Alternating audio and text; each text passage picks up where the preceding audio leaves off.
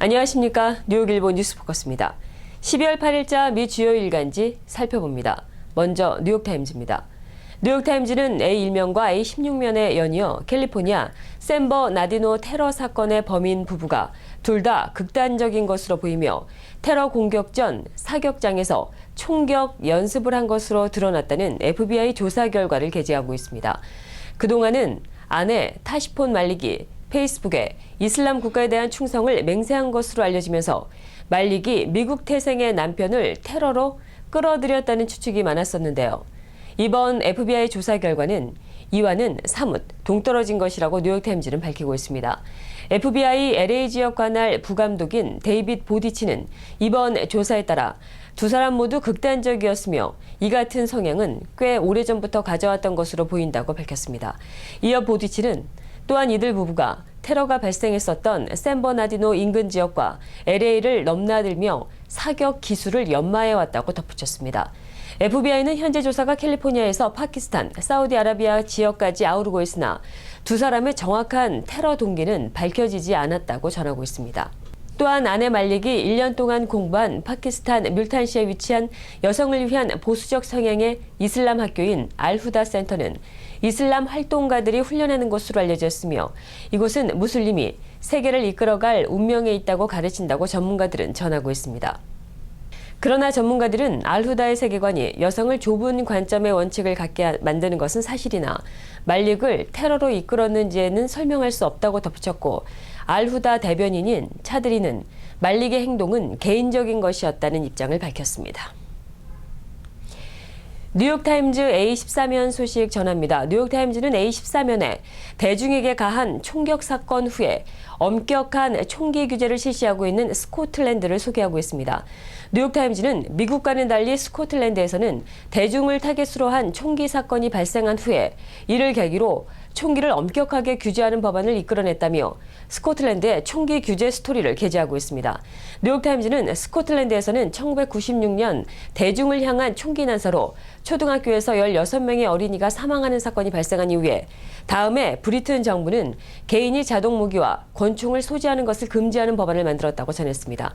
그러나 미국은 콜바인 고등학교와 버지니아텍, 센티훅 초등학교 총격 사건과 같이 오랫동안 정신적인 후유증을 줄 수 있는 사건이 이미 발생했음에도 불구하고 총기 규제에 대한 즉각적인 조치가 이루어지지 않고 있으며 최근 콜로라도 스프링스의 미 가족 연맹에서의 총기 난사와 샌버나디노 총격 사건이 발생해 대중들이 강력한 총기 규제를 요구하고 있음에도 불구하고 미국은 스코틀랜드처럼 빠른 합의를 도출하고 있지 못하고 보도하고 있습니다. 뉴욕타임즈는 또 브리튼의 강화된 총기 규제법이 당국의 무기 라이센스에 대한 더 많은 규제 권한을 줘 대중의 안전을 보호할 뿐만 아니라 공동체의 슬픔을 달래는 데도 도움이 됐다고 소개하고 있습니다. 이어 스코틀랜드인들이 총기 규제 법안이 모든 범죄로부터 막아줄 수는 없지만 범죄의 숫자를 줄이고 있다고 답했습니다. 한편 미국에서는 오바마 대통령이 대중의 총격 사건을 줄이기 위한 법안을 만들기 위해 노력하는 것이 무색하게 총기 소지에 대한 권리를 옹호하는 그룹들의 힘이 강화되고 있는 것으로 보인다고 뉴욕타임즈는 전하고 있습니다. 다음은 뉴욕포스트 소식 전하겠습니다. 뉴욕포스트 1면과 5면에는 백만장자이자 트랜스가스 에너지회사의 CEO인 전직 상사가 성추행을 했다며 고소한 이브 카츠케비치가 이번 사건과 관련된 녹음 내용을 증거로 가지고 있다는 기사를 보도하고 있습니다. 피해자의 전직 비서인 이브 카츠케비치는 녹음된 대화에서 기혼인 전직 상사 아담 빅터가 비서인 카츠케비치에게 지위를 이용해 성적인 관계를 요구한다는 내용을 담고 있습니다. 이번 녹음은 카츠케비치가 전직 상사 빅터를 기소한 성추행 사건의 새로운 증거로 제출됐습니다. 한편 빅터는 증거가 조작됐다는 데이터를 제시하며 녹음물의 진위 여부 때문에 법정에서 판사들이 이것을 증거물로 인정해서는 안 된다는 주장을 하고 있는 것으로 전해졌습니다. 다음은 데일리뉴스 소식 전하겠습니다. 데일리뉴스는 1면과 8면을 통해 도널드 트럼프가 무슬림의 미국 입국을 완전히 막아야 한다고 말한 것을 놓고 트럼프의 외교 정책은 완전히 증오를 기반으로 하고 있다고 보도하고 있습니다. 앞서 트럼프는 성명을 통해 미국 의회가 행동에 나설 때까지 모든 무슬림의 입국을 전면적으로 완전히 통제해야 한다고 말했습니다. 무슬림의 트럼프의 무슬림 반대에 대한 입장은 이민자, 관광객, 심지어 미국 시민을 포함하고 있는 것으로 전해졌습니다. 트럼프는 사우스캐롤라이나 대선 캠프에서 미국에 이미 거주하고 있는 무슬림은 머무르는 것은 환영하지만 우리는 이들을 경계해야 한다고 말했습니다. 트럼프의 무슬림에 대한 새로운 주장은 지난주 샌 버나디노 테러 공격 주범인 부부가 무슬림이었고 그들의 급진적인 ISIS 테러리스트에 대해 충성을 맹세한 사건에 기반하고 있습니다. 한편 미국 이슬람 대외관계회는 지난 월요일 트럼프의 성명서에서 억만장자가 부정확한 내용과 선동적인 말로 증오를 부추기고 있다고 비난했습니다. 이어 한일사회 소식과 미국 사회 소식 계속됩니다. 미주 한일사회의 자산 규모 123억 달러의 메머드 은행이 탄생했습니다. 한인은행인 BBCN은행과 윌셔은행은 7일 100% 주식 맞교환에 동등 합병 방식의 최종 합병 계약서를 교환했습니다. 합병 계약서에는 합병은행의 지분 소유를 BBCN은행이 59%, 윌셔은행이 41%로 하며 윌셔은행 주주는 보통주 1주당 0.7034주의 BBCN은행의 주식을 받도록 하는 내용입니다. 또 합병은행의 행장은 케빈 김 BBCN은행 행장이 이사장은 고석화 윌셔은행 이사장이 맡으며 합병은행의 이사진은 BBCN은행 7명이 하도록 했습니다. 최종 합병 계약서는 캘리포니아 비즈니스 감독국, 연방예금보험공사 등의 합병 신청서를 제출하기 전 최종 단계입니다. 내년 중에 이들로부터 통합 승인을 받게 되면 합병 절차가 완료됩니다. 특히 이들 두 은행 간의 합병 계약은 한인은행을 넘어 지역은행으로서의 발돋움을 하는 의미를 담고 있어 주목받고 있습니다. 실제로 두 은행이 통합하게 되면 자산 123억 달러, 대출 96억 달러, 예금 100억 달러로 확대됩니다. 지역적으로는 캘리포니아와 뉴욕, 일리노이, 뉴저지, 워싱턴, 텍사스 등 9개 주에 모두 85개의 지점을 보유하게 됩니다. 하지만 두 은행은 캘리포니아 남부와 뉴욕, 뉴저지 등에서 지점망이 겹쳐 중복 지점 정리와 합병에 따른 인원 감축으로 진통을 겪을 것으로 보입니다. 한인들에게 친숙한 존 리우 전 뉴욕시 감사원장이 오랜만에 한인 청소년들 앞에서 모습을 드러냈습니다. 존 리우 감사원장은 5일 오후 3시 플러싱에 위치한 한미 청소년 재단에서 열린 소셜 임팩트 리더십 아카데미의 강사로 초빙돼 리더십과 대중연설에 대한 강의와 미디어 워크숍을 진행했습니다. 존 리우 전 감사원장은 2012년에 실시된 뉴욕 시장 선거와 2014년 퀸즈 11선거구에서 뉴욕주 상원의원 선거에서 실패한 후에 한인사회와 소식이 뜸했습니다. 존 리우 전 감사원장은 현재까지 아시안으로서는 뉴욕시 최고위직에 오른 인물입니다. 오랜만에 대중 앞에 선 존 리우 전 감사원장은 청소년들이 커뮤니티에 대해서 제대로 일하는 자가 될 수 있도록 기회와 방법을 제공하고 있는 한미 청소년 재단을 통한 활동은 일생의 걸음이 될 것이라고 말하며 청소년들의 시야를 확대할 것을 당부했습니다. 퀸즈 한인회가 7일 플러싱 금강산 식당에서 역대 회장단 협의회와 모임을 갖고 한인회 현안 등에 대해서 논의했습니다. 이날 모임에서 퀸즈 한인회 정관 수정과 새 이사장 선출, 내년 설 퍼레이드에 대한 의견 일치를 받고 17일에 열릴 한인회 이사총회와 루즈벨트 프라자에 대한 토론도 진행됐습니다. 또 김윤황 전 회장이 퀸즈 한인회 역대 회장단 협의회 신임 회장으로 취임했고 4년간 협의회를 이끌어온 홍종학 회장이 협의회 회장직을 마무리했습니다. 또 최재복 전 회장을 정관 수정위원 위원장으로 선출해 한인회 정관 수정을 예고했습니다. 이번 모임에는 총 9명의 전직 회장들이 참석했습니다.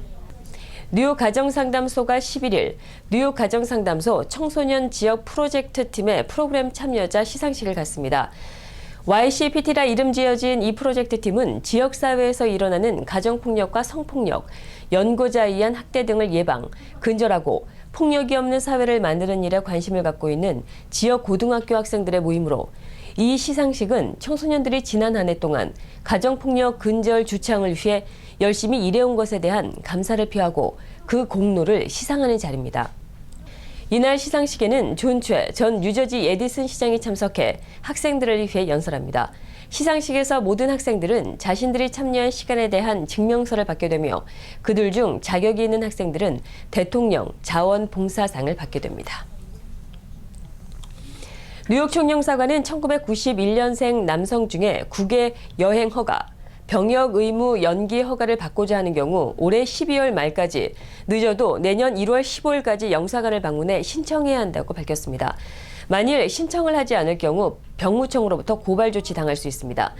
유학과 영주권 취득, 부모와 5년 이상 거주 등 신청 사유별 준비 서류는 뉴욕 총영사관 홈페이지를 참고하면 됩니다. 이어서 무슬림 입국 금지라는 트럼프의 발언이 일파만파 퍼지고 있다는 소식 전해드리겠습니다. 공화당 대선 선두주자로 나선 도널드 트럼프의 모든 무슬림 미국 입국 금지 발언이 거센 역풍을 맞고 있습니다. 민주당은 물론 같은 당의 경선 경쟁자들이 부적절한 발언이라고 비판한 데 이어 공화당 지도부와 심지어 유엔까지도 나서서 트럼프의 발언을 공개로 문제 삼고 나섰습니다. 먼저 트럼프의 각종 논란성 막말에도 그동안 입장 표명을 자제해왔던 당 지도부가 8일 트럼프의 막말에 심각한 우려를 나타내며 제동을 걸었습니다. 미 주요 언론에 따르면 공화당의 1인자인 폴 라이언 하원 의장은 이날 오전 열린 비공개 의원 모임에서 트럼프의 발언은 종교의 자유를 보장한 수정헌법 제1조와 미국 태생 또는 귀화 여부에 관계없이 시민권의 적절한 절차를 보장하는 제14조를 위반한 것이라고 지적했습니다. 이처럼 라이언 의장이 직접 나선 것은 트럼프의 발언이 당 이미지를 크게 훼손하면서 자칫 대선 본선을 망칠 수 있다는 우려에 따른 것으로 알려졌습니다. 또 유엔 난민기구의 엘리사 플레밍 대변인은 스위스 제네바에서 기자들과 만나 미국 대선 유세에 나온 트럼프의 발언이 가장 취약하고 전쟁의 희생자인 난민들의 미국의 재정착 프로그램을 위험에 빠뜨리고 있다는 점에서 우려하고 있다고 밝혔습니다. 트럼프는 전날 성명에서 미국은 인간 생명의 존중이 없는 지하드, 이슬람 성전 신봉자들의 참혹한 공격의 희생자가 될 수 없다며 미국 의회가 테러 예방을 위한 구체적인 행동에 나설 때까지 무슬림의 입국을 전면적으로 완전 통제해야 한다고 주장해 논란에 휩싸였습니다. 정치권에선 트럼프의 이번 발언이 그의 지지율에 어떠한 영향을 미칠지에 주목하고 있습니다. 트럼프가 그동안 숱하게 인종차별적인 막말을 쏟아내왔음에도 불구하고 그의 지지율이 하락하기는커녕 계속 상승해온 만큼 이번에도 별다른 영향이 없을 것이라는 분석과 함께 이번에는 발언 수준이 도를 한참 넘어선 데다 당 지도부는 물론이고 유엔까지 나서 비판하고 나섰다는 점에서 지지율 하락의 요인이 될 수 있다는 상반된 관측이 동시에 나오고 있습니다. 하와이에서 지난 9월부터 확산되기 시작한 댕기열이 좀처럼 수그러들지 않고 있어 여행객들의 주의가 요망된다고 뉴욕타임즈가 7일 보도했습니다. 하와이 보건당국은 지난 9월 15일 첫 댕기열 환자가 발생한 이후에 지금까지 모두 136명이 댕기열 확진 판정을 받았다고 6일 밝혔습니다. 댕기열 확진 환자 중에는 하와이 현지 주민은 119명이며 관광객은 17명입니다. 연령대로 보면 성인이 106명이고 30명은 어린이인 것으로 집계됐습니다. 지난달 24일 92명이 댕기열 확진 판정을 받은 점을 고려해보면 보름이 채 지나지 않은 사이 확진자가 급증한 셈입니다. 하와이 관광당국은 지난달 댕기열 주의보를 발령하고 관광객들을 상대로 예방교육을 하고 있습니다. 댕기 모기에 물려 감염되는 댕기열은 최장 14일의 잠복기를 거쳐 두통과 열, 근육통 등의 증상이 나타나며 심하면 합병증 등으로 숨질 수 있습니다. 가수 싸이가 7집 타이틀곡 데디로 미 빌보드 메인 차트에 진입했습니다. 지난 1일 공개된 데디는 8일 오전 업데이트된 빌보드에서 싱글 차트인 핫 100에서 97위로 처음 진입했습니다. 이로써 싸이는 강남스타일과 젠틀맨, 행오버에 이어 4곡 연속 빌보드 메인 차트에 오르는 저력을 보여주며 월드 스타로스의 면모를 다시 한번 입증했습니다. 앞서 싸이는 핫 100에서 강남스타일로 7주 연속 2주에 올랐으며 젠틀맨은 5위, 행오버는 26위에 올랐습니다. 이상으로 뉴스포커스를 모두 마치겠습니다. 시청해주신 여러분 고맙습니다.